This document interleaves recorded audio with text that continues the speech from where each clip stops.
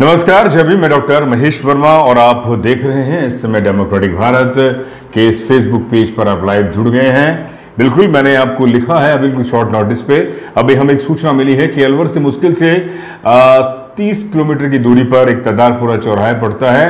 तदारपुर चौराहा, वहाँ पे उसके निकटतम एक गांव है अजीजपुर। जी हाँ, अजीजपुर गांव है।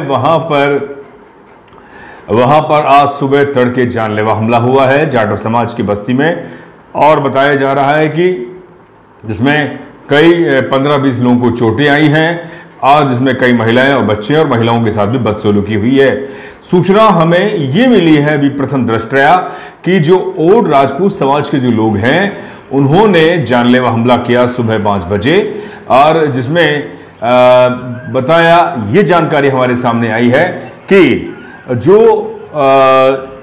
जिसमें कि गांव के अंदर कई जो ओड राजपूत के जो युवक हैं या बच्चे हैं वो वहां से गांव के आम रास्ते से, जहां पर जाटव समाज के बच्चे खेलते कूदते हैं और महिलाएं बच्चे छोटे बच्चे वहां से निकलते हैं, तो उन्होंने टोका कि इस तरह से आप वाहन को तेज ना चलाएं, उससे कभी भी दुर्घटना हो सकती है और जान माल को नुकसान हो सकता है। तो आप समझें कि ये जो टोकना और ये समझदारी ओड राजपूत के युवकों को नागवार गुजरा, और उन्होंने आनन फानन में मैं आपको बताऊं, वह शाम को उन्होंने झगड़ा किया और देख लेने की बात कही।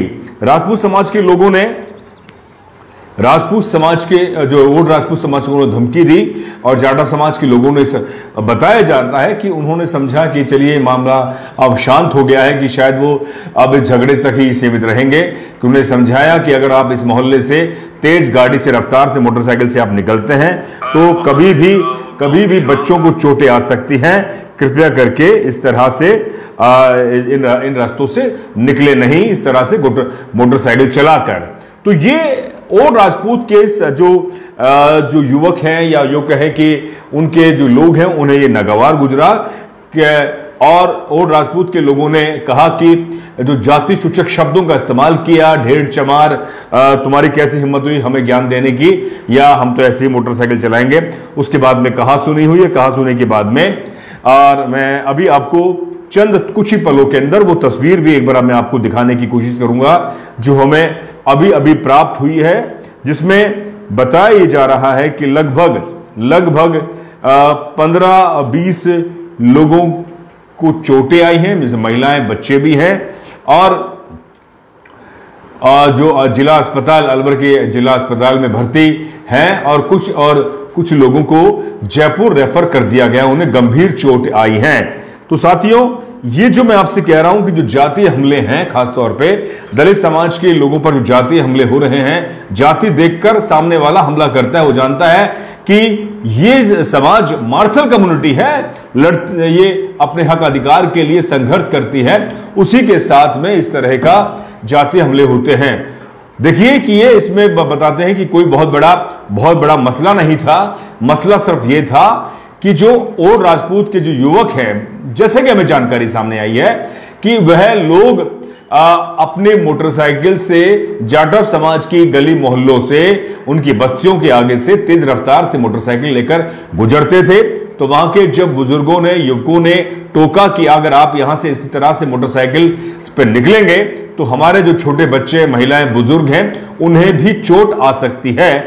ये उन्हें नागवार गुजरा, और उन्होंने जाति सूचक शब्दों का इस्तेमाल किया और मारपीट करने पर उतारू हो गए। और उसके बाद में उन्होंने अपने घर वालों को, अपने मोहल्ले वालों को लेक बुलाकर लाया, जो लाठी भाटे डंडे लेकर आए। जैसे कि मैं अभी आपको दिखा रहा हूं कि ये देखिए कि ये अगर आपको तस्वीर दिख रही होगी, इसमें एक बुजुर्ग हैं जो अस्पताल की बेंच पर लेटे हुए हैं, उन्हें काफी गंभीर चोट आई है। आप देखें, एक पिक्चर ये है जिसमें सर फूटा हुआ है। ये भी एक 2 तस्वीर हमें प्राप्त हुई हैं, और ये वीडियो जो हम आपको दिखाएंगे, ये इसका थोड़ा सा हम वॉल्यूम बढ़ाकर ये देखिए, ये और राजपूत समाज के लोग जाटव समाज की बस्ती पर हमला करने की पूरी कोशिश की, मार पिटाई की। शाम को यह हमला होता है, झगड़ा होता है। उसके बाद में जब ये मामला कुछ हद तक शांत होता है और ये अपने घर चले जाते हैं राजपूत के लोग, और जाटव समाज के लोग भी समझाते हैं कि ये बच्चों की बात है, अगर आप इस तरह से झगड़ा करेंगे और कल को मोटरसाइकिल से किसी के एक्सीडेंट हो गया तो बड़ा फसाद हो सकता है। तो ये आप देखें कि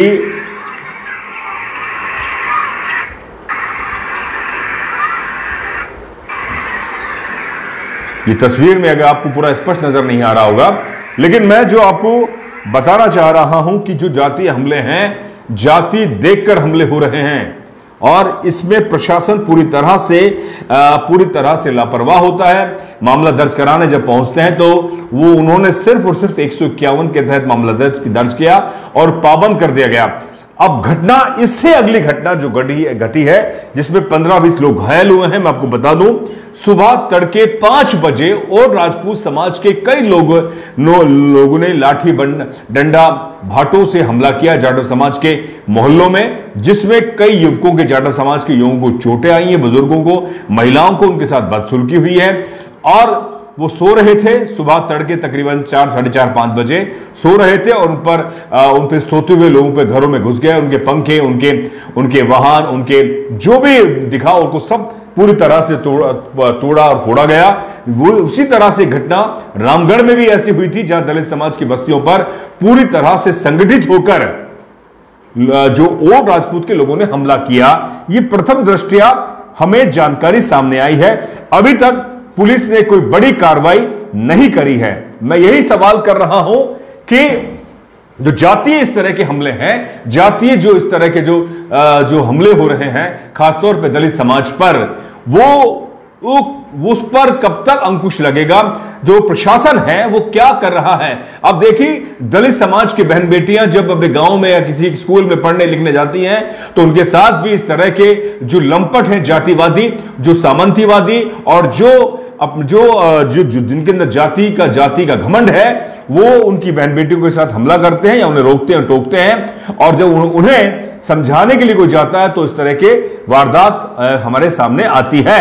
अब सवाल मैं आपसे कल भी मैंने आपसे कहा था कि जो हमारे सामाजिक संगठन के लोग हैं, जो बड़े बड़े सामाजिक संगठन के मठाधीश बने पड़े हैं, जिन्हें मैं तथाकथित अध्यक्ष कहूं, महासचिव कहूं, संरक्षक कहूं, उनका क्या काम है जब अखबारों में, मीडिया में इस तरह की खबरें आती हैं कि दलित समाज पर इस तरह के हमले हो रहे हैं, तो वह क्यों नहीं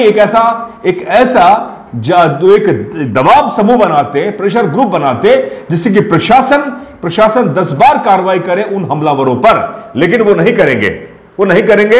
मैं फिर कह रहा हूं, वो सिर्फ और सिर्फ नेताओं की चाटुकारिता करेंगे, नेताओं के आगे लाइन बनाकर खड़े रहेंगे। वो अपने बहन बेटी बच्चों के ट्रांसफर रुकवाने में या उनकी पोस्टिंग अच्छी दिलवाने में या कोई अपना छोटा मोटा पद लेने में ही वो लगे रहेंगे, क्योंकि सामने वाला जानता है कि इनकी जाति में कभी भी संगठन नहीं है। मैं किसी जाति विशेष का किसी भी तरफ से तरफदारी नहीं करता, लेकिन जो दलित वंशी समाज वो आज अपने हक, अधिकार, सम्मान की लड़ाई लड़ रहा है।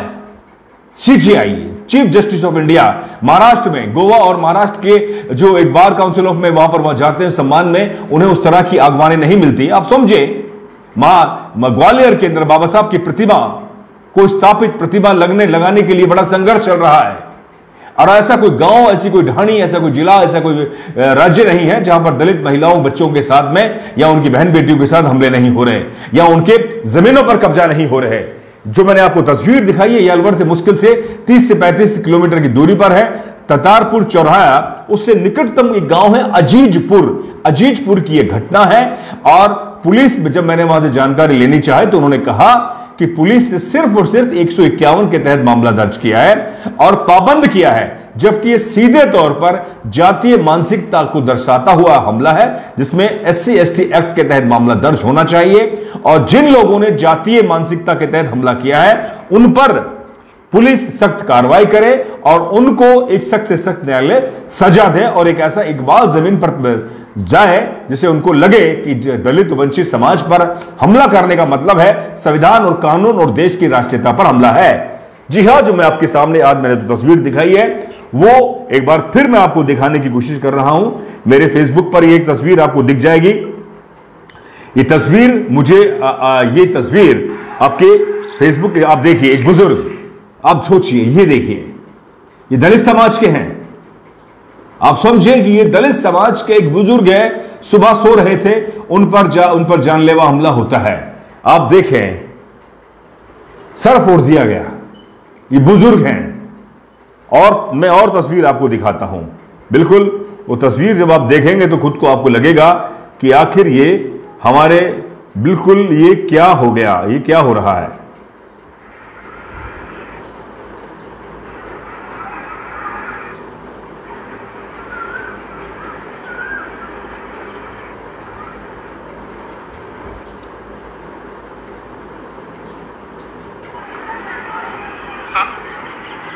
आप देखिए,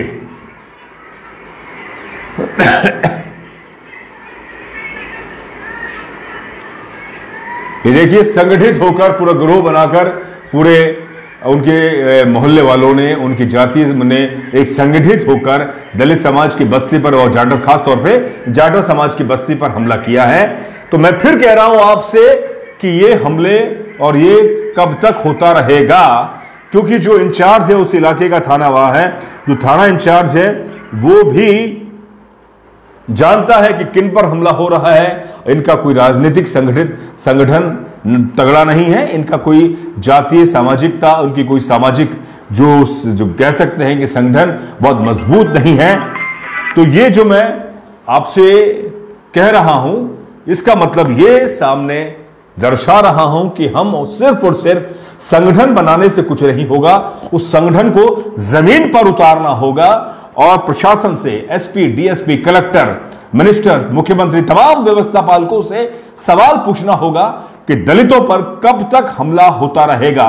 अगर दलित भी अगर इस तरह से अपनी सुरक्षा के लिए क्रांति करेगा, सुरक्षा के लिए, अगर वो अपनी रक्षा के लिए अगर वो भी इसी तरह से हमला करेगा, तो आखिर फिर आप, मुझे लगता है कि उन्हें रोक नहीं पाएंगे।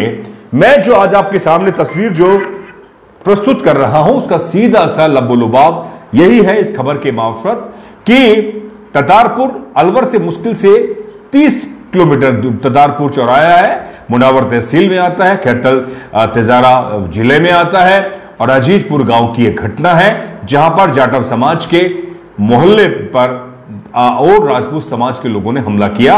और ऐसा ही घटना रामगढ़ में भी देखने को मिली, लेकिन अभी तक रामगढ़ के प्रशासन ने कोई बड़ी कार्रवाई नहीं करी है। वहां जहां से रामगढ़ से सुखवंत सिंह बीजेपी के विधायक हैं और आप समझे कि दलितों के वोट तो चारों तरफ बिखरे हुए हैं, उनके वोटों की कोई धनी दोहरी नहीं होती और वह अपने वोट को उस ठसके से नहीं देते जिससे कि उन्हें राजनीति में रसूख मिल सके, समाज में एक ठसका मिल सके और वह व्यवस्था से, सिस्टम से अपने और अपनी सुरक्षा के लिए काम करवा सके।